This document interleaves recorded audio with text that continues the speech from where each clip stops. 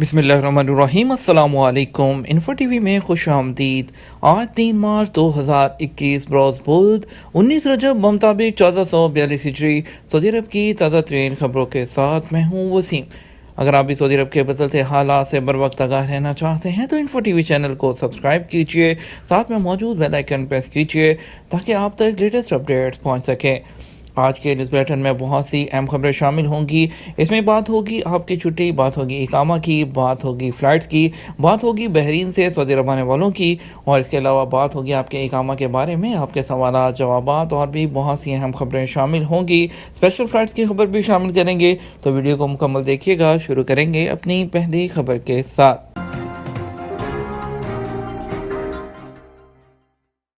Corona vaccine کی غلط معلومات دینے پر ٹویٹر اکاؤنٹ بلاک کر دیا جائے گا۔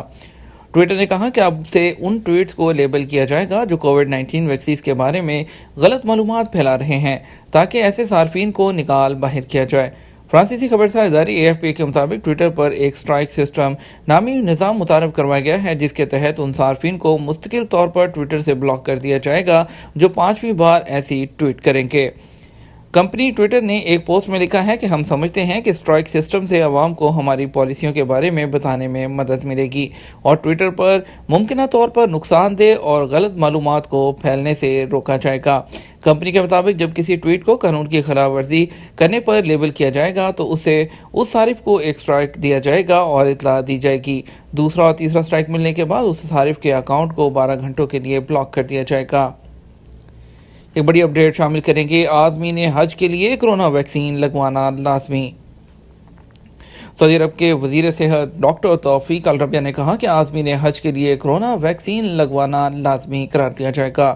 عرب نیوز نے اوقات اخبار کے حوالے سے بتایا کہ وزیر صحت نے ایک بیان میں کہا کہ مکہ مکرمہ اور مدینہ منورہ میں حکام کو حج سیزن سے پہلے صحت کے شعبے میں مناسب افرادی قوت تیار کرنے کی ضرورت ہے۔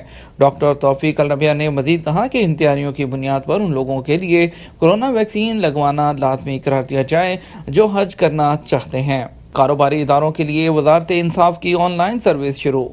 سعودی وزارت انصاف نے تجارتی اداروں کے لیے اپنے جو ناجز پورٹل کے ذریعے آن لائن سروس شروع کر دی ہے۔ سعودی عرب کی سرکاری خبرساز ایجنسی SPA کے مطابق اس سروس سے اداروں اور کمپنیوں کو کسی پریشانی کے بغیر اپنی قانونی ضروریات اور ڈاکومنٹس آن لائن مکمل کرنے میں مدد ملے گی۔ کسی بھی قسم کے کاروبار کے لیے وزارت انصاف کے ناجز پورٹل پر ایک اکاؤنٹ بنانا ضروری ہوگا تاکہ تمام قسم کی عدالتی سروسز حاصل کی جا سکیں۔ بزنس انٹرپرائز اکاؤنٹس ای سروس کئی طرح کی وہ خدمات پیش کرتی ہے، جن میں سے کسی بھی جو زیر التوا درخواست ہوتی ہے اس کی حیثیت کے بارے میں جو سوال ہے اس کی سہولت شامل ہے۔ ان ای سروس اکاؤنٹس کو قانونی طور پر مقرر کیے جانے والے نمائندوں کے ذریعے دیکھا جاتا ہے۔ کورونا ویکسین کے حوالے سے سوشل میڈیا پر دعوے بے بنیاد۔ کورونا کی تازہ صورتحال سے آگاہی دینے کے لیے وزارت صحت کی پریس کانفرنس منعقد ہوئی۔ سبق ویب سائٹ کے مطابق وزارت صحت کے ترجمان ڈاکٹر محمد عبدالعالی نے کیسز کے علاوہ ویکسین اور صحت کی دیگر سروسز پر تفصیلی طور پر آگاہ کیا۔ وزارت کا کہنا تھا کہ شہری اور غیر ملکی بھی کورونا کے حوالے سے اپنے سوالات ٹویٹر پر وزارت کے اکاؤنٹ کے ذریعے پوچھ سکتے ہیں، جن کے جوابات ترجمان دیں گے۔ دوسری طرف وزارت نے کہا کہ کورونا ویکسین کے حوالے سے ایک پوسٹ بڑے پیمانے پر شیئر کی جا رہی ہے جس میں دعویٰ کیا گیا کہ 10 حالات میں سے کورونا ویکسین لینی نہیں چاہیے۔ وزارت صحت کے مطابق مذکورہ پوسٹ بے بنیاد اور اس میں کیے گئے دعوے میں کوئی سچائی نہیں۔ وزارت نے کہا کہ شہری اور مقیم غیر ملکی کورونا ویکسین کے حوالے سے شکایات اپنی ڈائریکٹ وزارت صحت کو بتائیں۔ اقامے کی اہمیت اور بروقت تجدید نہ کرانے پر کئی مشکلات۔ سعودی عرب میں رہائشی قوانین کے تحت اقامہ بنیادی شرائط میں سے ایک اہم شرط ہے۔ اقامہ نہ ہونے کا مطلب غیر قانونی مقیم ہونا ہے۔ ایسے افراد جو وزٹ یا عمرے پر آ کر غیر قانونی طور پر مقیم ہوتے ہیں وہ قانون کی خلاف ورزی کے مرتکب قرار پاتے ہیں، جن میں جرمانہ اور قید شامل ہے۔ اقامہ کی مدت ختم ہونے پر بروقت تجدید نہ کرانے کی صورت میں بھی کئی مشکلات کا سامنا کرنا پڑتا ہے۔ اقامہ کی کئی اقسام ہیں، جن میں کارکنوں کا اقامہ، فیملی اقامہ، غیر ملکی کارکنوں کی زیر کفالت افراد کا اقامہ اور گھریلو کارکن جو ہوتے ہیں ان کا اقامہ شامل ہوتا ہے۔ عام کارکنوں کے اقامہ کی مدت 1 برس ہوتی ہے، جبکہ اقامہ کارڈ 5 سال کے لیے پرنٹ کیا جاتا ہے۔ محکمہ جوازات میں اقامہ ہر سال تجدید کیا جاتا ہے۔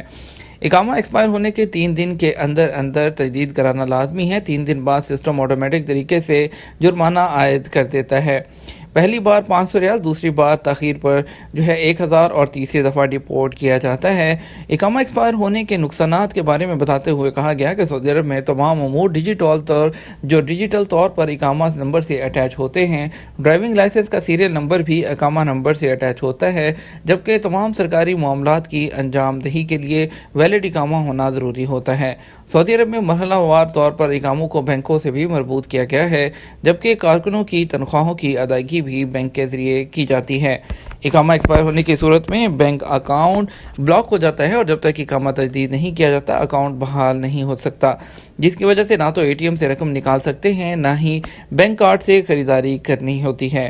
جو ایکسپائر اقامہ کے حامل افراد کی فائل جو ہوتی ہے وہ بلاک ہو جاتی ہے۔ اگر تجدید سے 3 دن سے زیادہ ہو جائے تو اس پر جرمانہ عائد کیا جاتا ہے۔ وہ کارکن جو ہوٹلوں یا کیفیٹیریا میں کام کرتے ہیں ان کے بلدیہ کارڈ بھی بلاک ہو جاتے ہیں، جس کی وجہ سے ان کے کام بھی وہ نقصان پہنچتا ہے۔ میڈیکل انشورنس کارڈ بھی اقامہ سے ہی اٹیچ ہوتا ہے۔ اقامہ تجدید کرانے کے بعد جب فائل سسٹم میں بحال ہوتی ہے تو تمام معاملات بھی پہلے والی سچویشن پر بحال ہو جاتے ہیں۔ کنگ خالد انٹرنیشنل ایئرپورٹ کو بہترین صحت اقدامات پر ایوارڈ۔ سعودی عرب میں ریاض کے کنگ خالد انٹرنیشنل ایئرپورٹ نے ایئرپورٹس انٹرنیشنل کونسل سے مشرق وسطیٰ میں بہترین صحت اقدامات ایوارڈ برائے 2020 حاصل کیا ہے۔ اخبار 24 کے مطابق کنگ خالد ایئرپورٹ نے ASQ پروگرام نافذ کیا تھا۔ ایئرپورٹس انٹرنیشنل کونسل کی جانب سے یہ ایوارڈ مشرق وسطیٰ کے 2 ایئرپورٹس کو دیا گیا ہے۔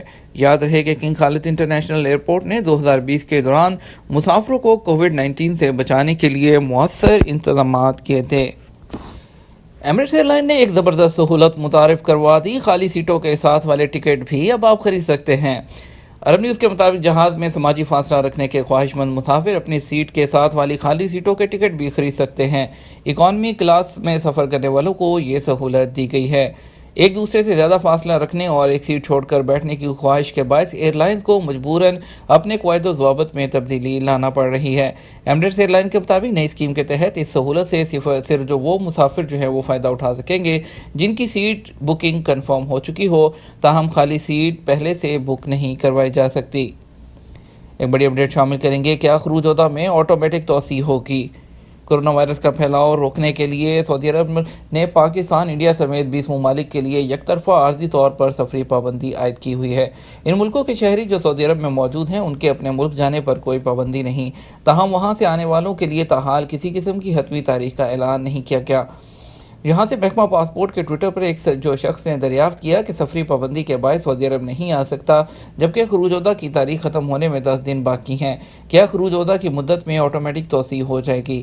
محکمہ پاسپورٹ نے اس کے جوابات میں وہ کہا کہ حکومت کی جانب سے ابشر اکاؤنٹ پر یہ سہولت فراہم کر دی گئی ہے۔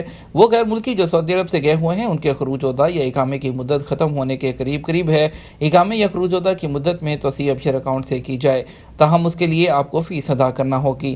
واضح رہے، کارکنوں کے خروج عہدہ اور اقامہ کی مدت میں توسیع کفیل کے ابشر یا مقیم اکاؤنٹ سے ہی کی جا سکتی ہے۔ کارکن غیر ملکی اپنے ابشر اکاؤنٹ سے اس کی توسیع نہیں کر سکتا۔ اگر اپنی فیملی کی کرنی ہے تو غیر ملکی اپنی فیملی کی اپنے ابشر اکاؤنٹ سے فیس پے کرنے کے بعد اس کی توسیع کر سکتا ہے۔ اگر کوئی آپ کو پرابلم آتی ہے تو اس کے لیے رسائل و تربات کی سروس وہ ابشر اکاؤنٹ پر موجود ہے جو کہ کی جا سکتی ہے۔ ایک اور ٹویٹر صارف نے جوازات میں جمع کرائی اضافی فیس کے حوالے سے بھی پوچھا کہ اگر اضافی فیس کیا وہ واپس لوٹائی جا سکتی ہے، تو ان کا کہنا تھا کہ جو فیسیں مقرر ہیں خروج عہدہ وغیرہ کی خدمات شامل ہیں۔ اگر کوئی شخص 2 مہینے کے لیے خروج عہدہ ویزا حاصل کرنے کا خواہاں ہو، وہ 400 کی بجائے 500 ریال جمع کرواتا ہے تو اس صورت میں جوازات کے اکاؤنٹ میں 400 ریال کاٹے جائیں گے، جبکہ 100 ریال واپس حاصل کیے جا سکتے ہیں۔ اب کچھ بات کرتے ہیں کہ وہ لوگ جو وایا بحرین آنا چاہتے ہیں، کیا تمام لوگ وایا بحرین آ سکتے ہیں؟ تو ایک بڑا وہ $1 ملین کویسچن ہے، اور اس میں آپ کو بتاتے چلیں کہ فی الوقت جو کافی لوگ آن لائن بحرین کا ویزا اپلائی کر رہے ہیں، لیکن فی الوقت بحرین کا آن لائن ویزا نہیں مل رہا۔ آن ارائیول ویزا وہ سہولت مل رہی ہے انڈین پاکستانیوں کو، لیکن ابھی جو آن ارائیول ویزا ہے وہ سب کے لیے نہیں مل رہا۔ وہ لوگ جن کا اقامہ ہے اور پروفیشنل جن کا مہنہ ہے، جیسے کہ کوئی سسٹم اینالسٹ اکنامسٹ ہو گیا, محاسب ہو گیا, اور کوئی انجینئر, اور جن کے پروفیشنل جن کے معنی ہیں صرف ان کو ہی آن رائیول پر ویزا دیا جا رہا ہے. وہ لوگ پہنچنے پر وہاں پر کوارنٹائن کرنے کے بعد سعودی عرب آ سکتے ہیں.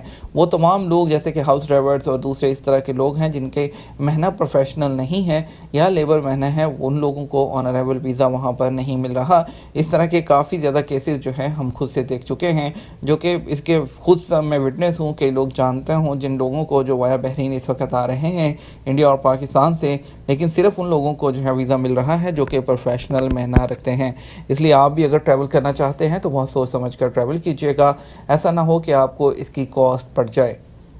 آپ کو بتاتے ہیں کچھ خبر اب اسپیشل فلائٹس کی, انٹرنیشنل فلائٹس کے بارے میں.